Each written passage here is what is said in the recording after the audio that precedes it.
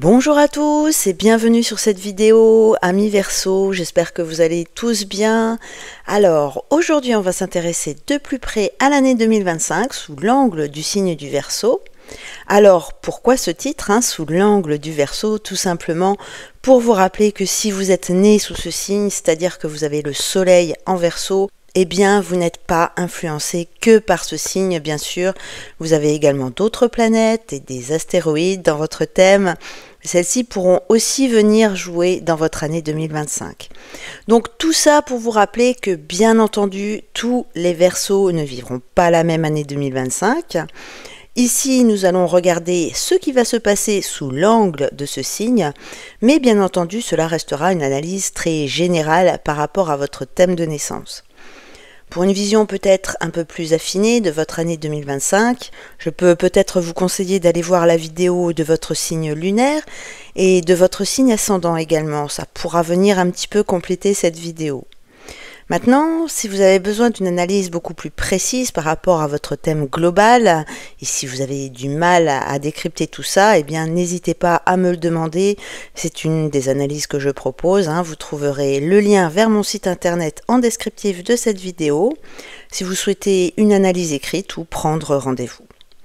Voilà, donc ceci étant dit, les bases étant posées, eh bien on va maintenant s'atteler à regarder ce qui va se passer du côté du signe du Verseau, et je vous propose de commencer tout de suite avec la carte du 1er janvier, et bien sûr la planète la plus lente qui vous concerne, c'est bien sûr Pluton ici, puisque elle est rentrée définitivement dans votre signe, c'était le 19 novembre dernier, et elle va transiter une vingtaine d'années dans le signe du Verseau.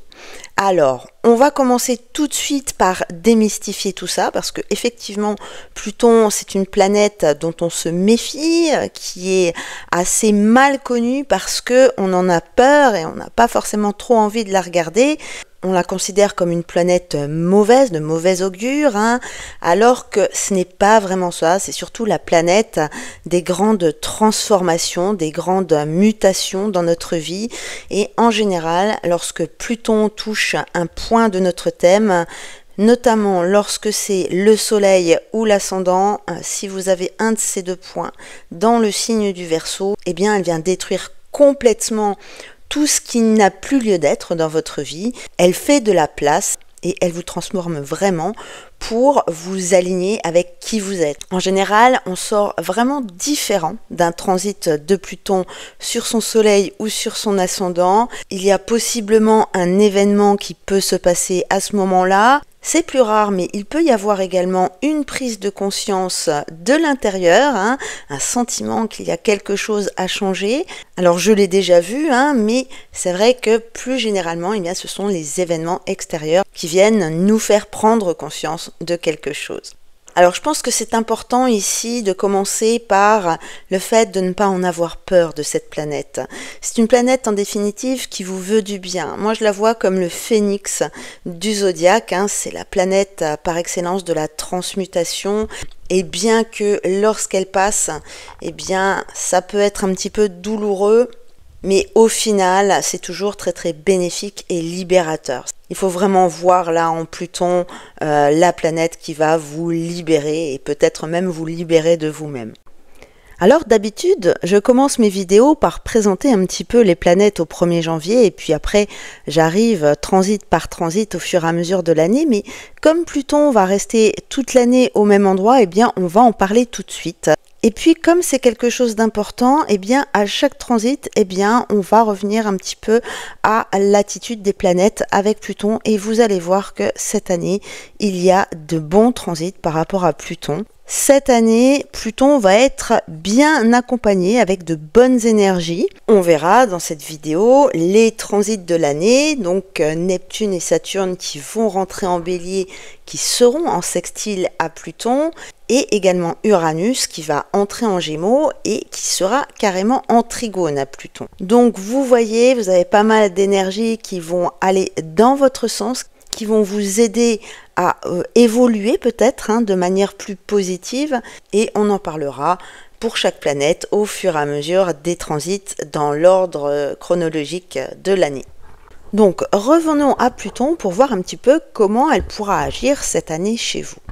Alors, tout d'abord, ce qu'il faut savoir avec Pluton, c'est que c'est la plus lente de toutes les planètes que nous connaissons, bien entendu. Il doit y en avoir certainement au-delà, mais nous ne les connaissons pas encore. Et elle met 254 ans pour faire le tour du zodiaque. C'est-à-dire que chez certaines personnes, eh bien, elle ne transite ni sur l'ascendant, ni sur le soleil, puisque au cours d'une vie, en tout cas à l'époque où nous vivons, eh bien, elle ne fait qu'un demi-cercle du zodiaque. Donc, en gros, on a une chance sur deux que Pluton passe à un endroit ou à un autre. Voilà, maintenant, c'est beaucoup plus impactant lorsque c'est l'ascendant ou le soleil. Avec la lune, ça va plutôt jouer sur les émotions. Maintenant, sur le soleil et sur l'ascendant, eh bien, ça va vraiment jouer en profondeur sur notre personnalité. Alors, de quelle manière? Eh bien, tout simplement pour apprendre à nous connaître mieux. Connais-toi toi-même de Platon, c'est tout à fait ça, parce que nous avons chacun notre personnalité propre, notre caractère, mais en revanche, nous avons sur nous énormément de couches de conditionnement. L'astrologue Dan Rudyard appelait ça le pattern. Et finalement, lorsque l'on prend des décisions, on ne sait pas vraiment trop si c'est nous-mêmes qui faisons un choix ou alors si ce choix est dicté justement par les valeurs qu'on nous a inculquées dans notre enfance, les valeurs familiales par exemple, les valeurs de la société, parce que à chaque époque et à chaque société, eh bien, il y a ces valeurs dominantes. Donc, qui choisit en définitive quelle est l'influence de l'extérieur sur nous? Eh bien, Pluton va venir ici travailler et balayer tout ce qui est extérieur pour nous recentrer sur notre réel moi. Enlever le jeu social, pour révéler le moi. Voilà, le moi profond, ce que nous sommes réellement. Et c'est le principe justement de la transmutation alchimique dont Pluton est la représentante sur le zodiaque. Ensuite, une autre chose à savoir avec Pluton, c'est que comme elle est vraiment très lente, et bien du coup elle va agir avec un orbe très très serré, c'est-à-dire que moi pour Pluton je prends vraiment maximum 3 degrés d'orbe lorsqu'elle passe, pour tenir compte bien sûr des rétrogradations, et donc là sur le coup ça ne concernera vraiment que les personnes qui ont quelque chose au tout début du signe. Cette année ça sera vraiment entre 0 et 6 degrés, pas forcément plus loin. Bon, alors ça peut arriver lorsque eh bien, il y a d'autres phénomènes qui se produisent sur votre thème simultanément, mais bon, si on veut aller très très large, vraiment le premier décan, ça serait vraiment déjà énorme si on veut vraiment sectoriser l'action de Pluton. Donc, vous l'aurez compris, elle ne va pas agir sur tout le monde en même temps. Certaines personnes eh bien, auront la traversée de Pluton tout de suite, alors que d'autres eh bien, attendront encore 15-20 ans avant d'avoir l'effet de Pluton sur leur thème. Voilà, donc regardez à peu près à quel degré se situe le point qui vous intéresse sur votre thème et vous saurez à peu près dans combien de temps ça va se passer. Et si vous avez quelque chose à 15 degrés, eh bien, vous pouvez vous dire que ce sera d'ici 10 ans. Et puis, il y a une dernière chose que je voudrais vous dire à propos de Pluton, parce que c'est vrai qu'on en a beaucoup parlé ces derniers temps par rapport à son transit dans le signe du Capricorne. C'est vrai qu'on a eu pas mal de témoignages de personnes qui avaient vécu vraiment des choses très très bouleversantes pendant le passage de Pluton dans leur signe. Alors maintenant, ce qu'il faut savoir, c'est que Pluton n'agit pas de la même manière dans un signe comme dans l'autre. C'est un peu plus compliqué que ça. C'est-à-dire que le transit du Capricorne a été vraiment très très difficile. D'ailleurs, je pense que c'est le transit le plus difficile que Pluton peut faire, parce que le Capricorne est saturnien par nature. C'est un signe vraiment très très rigide, qui a besoin de rester sur ses habitudes. Il a besoin de fixer des limites, il a besoin que ça soit clair et il a vraiment besoin de stabilité. Et à ce moment-là, Pluton qui vient là-dessus va trouver des choses qui ont été accumulées depuis des années et des années et des années. Donc elle a énormément de travail à faire dans ce genre de signe. Mais en revanche, le Verseau, qui est un signe d'air, l'air est connu pour être adaptable. C'est peut-être quelque chose que vous faites souvent. Vous renouvelez par exemple à l'occasion d'un passage de Mars, à l'occasion du passage du Soleil, peut-être même qu'au printemps, à l'automne, vous faites des changements dans vos vies, ou peut-être quand ça vous chante, mais vous avez l'habitude justement du changement, vous aimez ça même. Et d'autant plus que le Verseau a sa personnalité propre déjà. C'est quelque chose que vous avez en vous, d'assumer votre propre originalité et de vous montrer tel que vous êtes en fait. C'est vrai que le regard des autres ne vous impacte en général pas. Bien sûr, là, je parle toujours en pur Verseau. Vous avez bien sûr d'autres planètes sur votre thème. Mais à ce moment-là, eh bien Pluton, lorsqu'elle va arriver sur votre soleil ou votre ascendant, eh bien elle aura beaucoup moins de choses à dégager à ce moment-là. Et du coup, ça sera beaucoup plus facile pour elle et ça sera d'autant plus facile pour vous. Donc il va y avoir certaines choses qui risquent de vous bousculer un peu, mais on ne sera vraiment pas à la hauteur de ce qu'ont pu vivre certains Capricornes durant ces 15 dernières années. Alors je connais même des Verseaux qui n'attendent que ça et qui vont en profiter pour faire pas mal de changements dans leur vie. Je fais un petit clin d'œil à Diane, si elle m'écoute, qui a justement un magnifique projet, elle qui a son soleil en Verseau au tout début du signe. Donc voilà, donc je vous souhaite plein de belles aventures. Et peut-être que vous aussi, vous n'avez qu'une chose, eh bien, c'est deux changements. Voilà, donc je suis désolée, j'étais peut-être un petit peu longue sur Pluton, mais voilà, je voulais vraiment démystifier la planète. C'est la première année que vous l'avez de manière définitive dans votre thème. Les autres années, j'en parlerai certainement bien moins longtemps, mais là, je pense que c'était vraiment important pour rassurer pas mal de monde, notamment les personnes qui viennent de s'intéresser à l'astrologie et qui découvrent un petit peu tout ça. Voilà, donc je pense avoir tout dit sur Pluton. Si vous avez encore des questions, n'hésitez pas à me les poser en commentaire. On va passer au reste parce qu'il y a encore énormément de choses à voir. Vous êtes quand même gâtés cette année au niveau des transits. Et ça commence le 30 mars. Neptune va arriver dans le signe du Bélier où il va mécaniquement faire un sextile avec votre signe. Alors concrètement, le sextile, c'est une position vraiment harmonieuse où la planète va pouvoir un petit peu jouer sur vous. Alors de quelle manière? Eh bien Neptune, c'est la planète du rêve, de l'imagination. Elle amène énormément d'intuition et elle va surtout vous permettre là de vous projeter, d'avoir des idées et de pouvoir envisager votre futur avec confiance. C'est aussi la planète de la foi, hein, donc que ça soit la foi en des religions, en des croyances, mais aussi la foi en soi, la foi en l'avenir.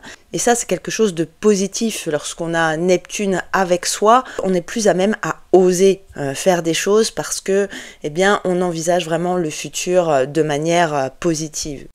C'est aussi la planète de la créativité, hein. Comme je vous l'ai dit, elle amène beaucoup d'intuition, mais aussi d'inspiration créatrice. Elle joue beaucoup dans l'art, bien entendu, mais au niveau création, eh bien, elle appuie justement tout ce qui est créativité. Elle va jouer sur notre cerveau droit, cette fameuse partie du cerveau eh bien, qu'on utilise le moins, qui est la moins cartésienne en gros. Alors Neptune, cette année, elle ne va rester que quelques mois dans cette position, donc du 30 mars au 22 octobre. Vous ressentirez déjà ses effets. En revanche, l'année prochaine, elle viendra s'y installer définitivement dans le signe du Bélier et jusqu'en 2039. Donc vous voyez, vous avez un long transit devant vous là qui va être vraiment très très inspirant. Ensuite, il y aura encore deux planètes qui viendront se mettre en position bénéfique par rapport à votre signe cette année. Mais avant, il faut que je vous parle d'une petite chose par rapport à Pluton. Et oui, on y revient, ça commence. Au cours de la deuxième quinzaine du mois d'avril, eh bien Mars viendra se positionner en face de Pluton. Alors là, je vous ai mis la carte du 21 avril parce que ce sera peut-être la journée la plus forte de cet aspect étant donné que la Lune viendra se mettre en conjonction à Pluton. opposition. Alors c'est un aspect qui était déjà là fin décembre, début janvier, jusqu'au 6 janvier, mais il était peut-être un petit peu moins important puisque Mars était en rétrogradation. Là, à ce moment-là, Mars aura repris son mouvement direct et aura avancé et rentrera de nouveau dans le signe du Lion, qui est en face du vôtre, et viendra faire opposition à Pluton à partir du 18 avril. Alors cette quinzaine, eh bien, elle sera certainement source de beaucoup de changements chez vous. Bien sûr, encore plus particulièrement pour les premiers décans, mais lorsqu'on a deux astres comme ça, et notamment ici on a également un carré avec Mercure, donc c'est une position qui implique 4 planètes ici, c'est un T carré. Et donc là, ça pourrait vraiment rejaillir sur les 3 signes, hein. J'en ai déjà parlé chez les lions, mais pour vous, ce sera également une source de changement. Donc là, vu du Verseau, cette position est très émancipatrice, hein. Là, j'ai l'impression que le phénix est en train de s'envoler quand je vois ça. Alors, il est possible qu'il y ait un événement extérieur qui vienne soit vous secouer, ce ne sera peut-être pas agréable au début, ou alors un événement heureux, pourquoi pas. Les événements, parfois, ils arrivent à nous d'une manière ou d'une autre, et souvent, on ne sait pas de quelle manière ça va se manifester. Mais en tout cas, il va y avoir quelque chose qui va se manifester. En tout cas, si vous ne manifestez pas vous-même à l'intérieur de vous l'intention, eh bien, de vous émanciper. Là, avec la Lune, il y a comme une libération là, qui agit sur nos émotions. Et avec Mars en face, qui représente l'émotion de la colère, eh bien, ce sera peut-être un moment pour vous, eh bien, d'exprimer toute votre colère et de vider votre colère pour vous en débarrasser. Maintenant voilà, c'est un exemple, ça peut être énormément de choses, ça peut être au niveau professionnel, au niveau familial, au niveau personnel. Là, on ne peut pas dire comme ça lorsqu'on n'a que les signes, il faut vraiment voir surtout la position par rapport à vos planètes sur votre thème, mais également la position de tous ces transits dans chacune de vos maisons. En tout cas, quoi qu'il arrive, attendez-vous à quelque chose d'important, à un changement. Même s'il n'est pas positif sur le moment, c'est quelque chose qui va venir améliorer votre vie à terme. Une fois cet épisode passé, bonne nouvelle, Saturne entre en Bélier le 25 mai 2025. Alors, il ne va pas rester longtemps puisqu'il va retourner dans le signe des Poissons le 1er septembre pour y refaire un petit tour, mais il reviendra très vite. Il reviendra faire une vraie conjonction au début du Bélier avec Neptune et vous allez voir que 2026 sera une année vraiment excellente pour vous. Là, ça commence, hein, vous allez avoir quand même quelques petits prémices des prochaines années. Donc Saturne, c'est quoi? Saturne, c'est la structure, la stabilité. Vous n'êtes pas généralement très amis avec Saturne si vous avez le Soleil ou même la Lune en Verseau. Ça a pu être une contrainte pour vous lorsque la planète était en Poisson, en demi-sextile. C'était pas vraiment quelque chose qui vous allait. Mais maintenant, en Bélier, en sextile, il va représenter tout ce qui est réalisation concrète. Alors, la planète de la réalisation avec la planète des rêves, j'ai envie de dire, on a tout pour réaliser ces rêves-là.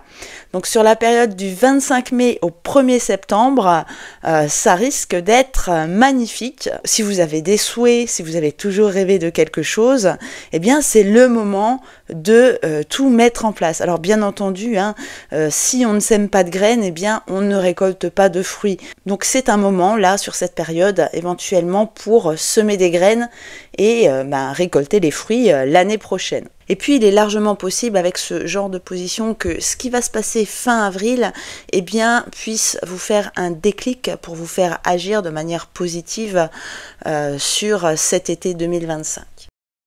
Ensuite, il va y avoir un transit de Jupiter qui va passer en Cancer à partir du 9 juin. Alors vous, ça va être plutôt bénéfique pour vous sur la période du 1er janvier au 9 juin, puisque Jupiter était en Gémeaux et donc en trigone à votre signe.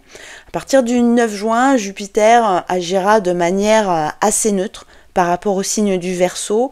Voilà, je vous le montre juste pour vous rappeler que du 1er au 9 juin, vous avez aussi un potentiel d'action là grâce à Jupiter qui est dans un signe d'air comme le vôtre. Alors bien sûr, vous allez perdre Jupiter, mais vous allez gagner une autre planète. Regardez, Uranus, donc votre planète, c'est elle qui maîtrise votre signe, donc elle est complètement en accord avec vous-même, rentre dans le signe des Gémeaux, un signe d'air comme le vôtre, et ça va être quelque chose de pas mal pendant plusieurs années. Alors cette année, elle ne va y rester que jusqu'au 9 novembre 2025.